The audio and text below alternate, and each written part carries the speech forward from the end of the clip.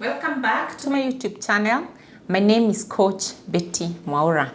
Today I would like us to discuss how to overcome self-doubt and fear.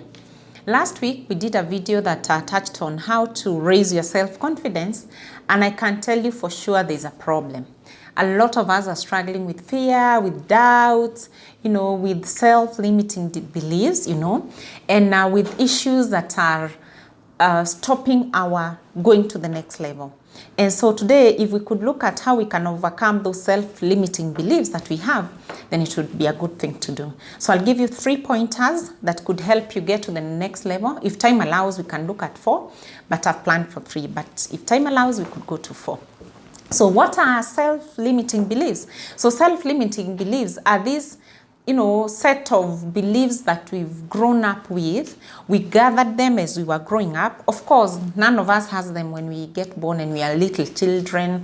That's why you see small children, they don't know if there's any danger. They jump around. They believe they can do everything. But as they grow, we keep telling them, stop, you'll get hurt. Stop, you can't do that. Stop, you can't talk to strangers. Stop, you can't do this and that. And so those beliefs, they start, forming in our brain, and with time, they almost become facts. Of course, they are not facts. Self-limiting beliefs are not facts. But with time and as we remember them, they almost become facts. So those beliefs, they limit you, they cripple you. You cannot go to the next level. You cannot do anything. You want to do something, but then when you remember what happened to you in the past, then you stop doing it. And so that really limits you going to the next level. So those negative beliefs, they hinder your growth. They have power. The beliefs you have for yourself, my friend, they have power to help you create or destroy. So good beliefs and strong beliefs, they help you create and become somebody that probably you didn't know you could become. But also the negative beliefs, they make you destroy what you could create in life and come up with. So it's very important to realize what are your self-limiting beliefs and what you can do. And I said these are beliefs that we adopt as we grow up. We get them when we are young. In fact, self-limiting beliefs come up when we remember the pain and the pleasure. This caused me pain, this caused me pleasure. So we like to associate ourselves with what caused us pleasure. And what caused us pain, even though it was something that could help in self-development, you want to totally avoid it so that you don't go back to the pain. And that's not a very good thing to do. So what are the steps we can take so that we can overcome our self-belief? And step number 1 is always to acknowledge your self-limiting beliefs. Accept that, what, I've got this thing that holds me back. Every time I want to speak to people, I remember that my teacher said I cannot speak good English. Every time I want to speak to people, I remember that day that my classmates laughed at me because probably I had an accent. And so those things keep, pulling you back and pulling you back and pulling you back. The self-limiting beliefs, I call them SLBs. You have SLBs that are limiting you. So the first thing to do is to acknowledge that, truly speaking, I've got self-limiting beliefs. And how do you do that? You sit consciously with a pen and a piece of paper and write down your self-limiting beliefs. For example, those things that come to your mind: I can't. I'm not enough. I'm not good enough. I failed. And so because I failed, I think I cannot succeed again in this area. They said I can't. I think they were right. Those are self-limiting beliefs. My parents said I can't. So truly speaking, I can't. So you are almost making them facts, and yet they are not. So the first thing to do, accept, acknowledge that, what, guys, I've got a problem. I have a self-limiting problem. I doubt myself. I have this kind of fear.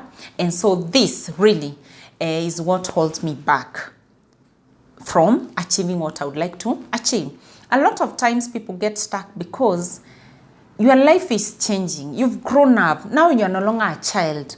So you actually need to speak to strangers. So when you are a small child, I think it was good not to speak to strangers, but then our parents also didn't explain to us why we shouldn't speak to strangers.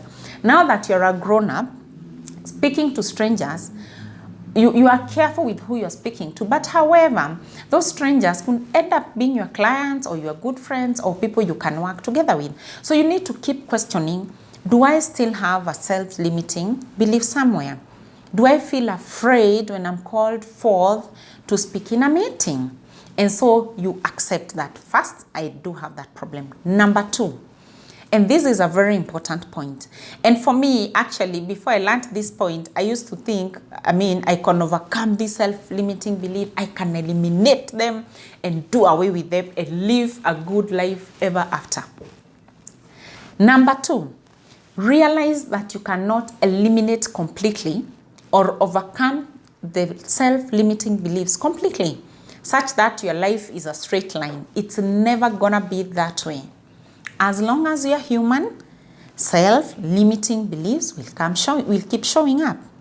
As long as the world is evolving, self-limiting beliefs will keep showing up. Why? Because there are better people than you. Every day, and a better person is showing up. A better speaker is being born. A better speaker is, being mentored somewhere else. You'll buy a good car, spend all your money on it. The moment you drive out, there's a better car on the road. And so you keep thinking, well, this is not, I don't have the best car yet on the planet. So you will think, these things that I'm developing, this product that I'm bringing to the market is a real deal. And the moment you launch it, there are better products in the market. So self-limiting beliefs will never go anywhere. It's good you identify that. They are not going, they are here with us. However, you need to, now, after realizing that you cannot completely eliminate them, what you need to do is to take action. Is to realize, yes, Betty, I want to be a speaker that can speak to 50,000 people. However, I get frightened if I hear I'll speak to 2,000 people. So what do I need to do? Is to realize that those self-limiting beliefs will never go because there are better speakers out there than I am. How I overcome that is by taking action anyway. I realize that I have self-limiting beliefs for sure. However, I will take action even though. So I take action and I take massive action. So take action. There's a lady, I think her name is Susan Jeffers. She's done a book called Feel the Fear, but Do It Anyway. We are always going to feel the fear. What stops us is if we don't proceed. You feel the fear and you let it cripple your decisions. You feel the fear and you let it stop you from taking action. So I am saying self-limiting beliefs are going nowhere.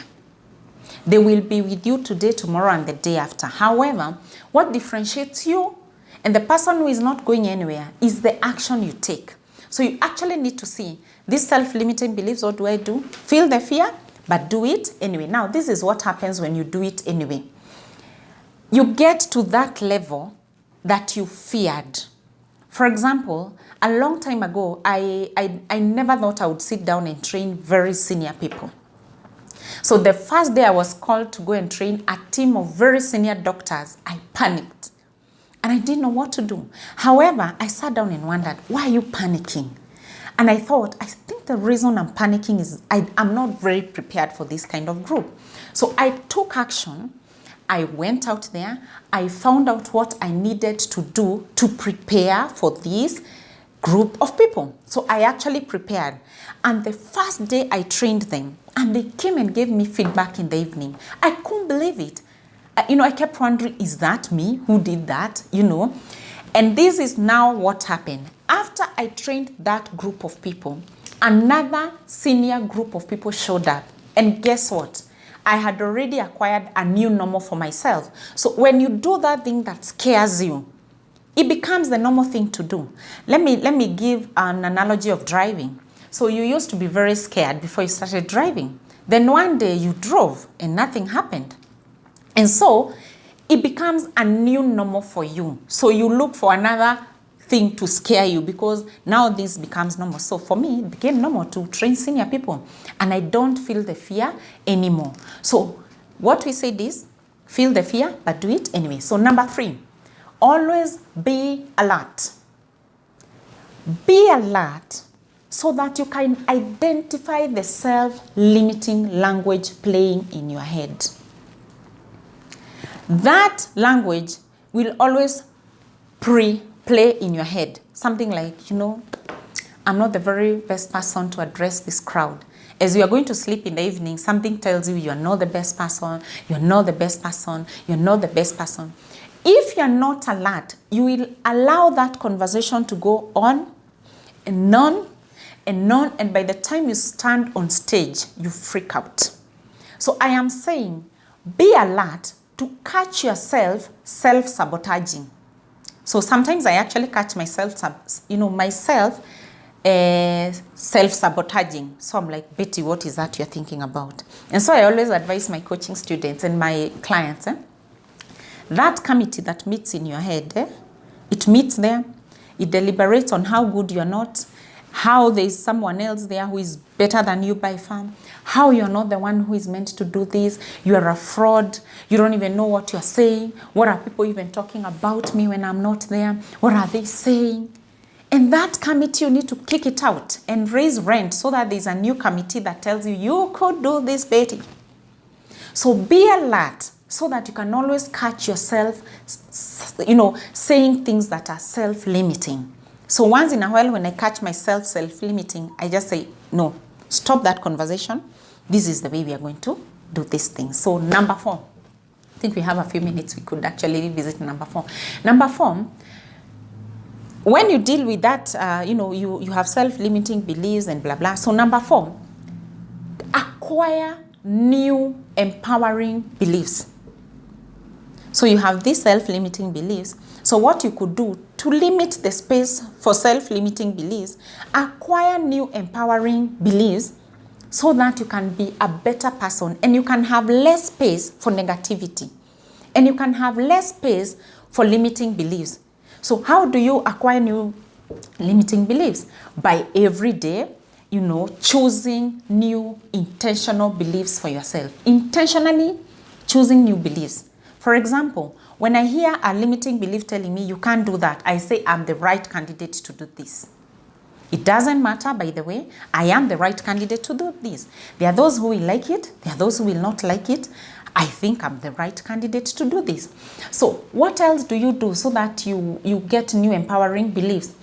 Fill your day and your activities and your plans around new beliefs, around the new beliefs that you have acquired. For example, when I catch myself thinking that I'm not going to be able to sell my new programs, I pick a book that talks about selling and read it. And that book speaks to me. And it says, Betty, you feel the fear to sell, start selling now. That thing that you feel afraid to do, do it now. I watch a video that will push me to the next level. So I fill my day with better beliefs so that I have less space for negativity. So every day I speak new beliefs. Every day I tell my mind we are going to be doing this. Because your brain actually carries out what you keep telling it. If you keep telling it I can't, your brain will not. If you keep telling it you can, your brain will. And as I end, I want to give a story. There are 2 sons that were brought up by a dad that would drink himself silly. So every day he would drink. Every day he would get drunk. So when they grew up, one son would drink every single day. And the other son never, ever touched alcohol. So one day, an auntie of theirs asked him, so why do you drink this much? And the first son said, I grew up watching my father drinking. And the other son was asked, so why don't you drink? And he said, I grew up watching my father drinking. So the 2 of them, you choose what to learn. So this one drank because his father drank every day. And this one decided, if I drink this way, I will become this way. This is what I don't want. So he chose for himself a new set of empowering beliefs, and this other one chose for himself the normal, the ordinary.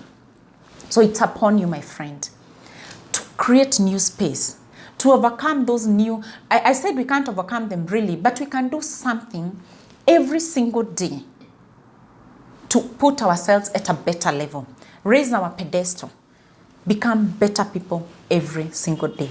I'll see you in the next video.